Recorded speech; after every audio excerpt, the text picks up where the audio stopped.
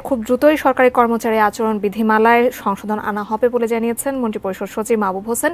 বিকেলে সচিবালয় থেকে আসলে এই কথা জানানো হয়।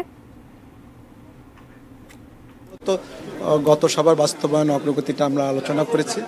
আমরা শুদ্ধাচার বিষয়ে কিছু আলোচনা করেছি। আমরা বাজেট বাস্তবায়ন নিয়ে আমরা আলোচনা করেছি এবং আমাদের আরেকটি ছিল হলো নির্বাচনী ইশতেহার নিয়ে আমরা আলোচনা করেছি।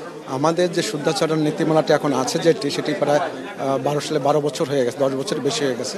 তো এটি আমরা কিন্তু এখন একটা আপডেট করার চিন্তা ভাবনা করি। আচরণ বিধি 79 সালের, তো ওইটিকে আপডেট করার কার্যক্রম চলতেছিল, সেটির অগ্রগতি কি সেটি আমরা জেনেছি এবং আমরা আশা করছি যে খুব দ্রুতই সেটি হয়তো ফাইনাল হয়ে যাবে। একজন দুজনের কোনো একটা অভিযোগ নিয়ে তো আমরা এত সচিবকে ডেকে এনে আলোচনা করব।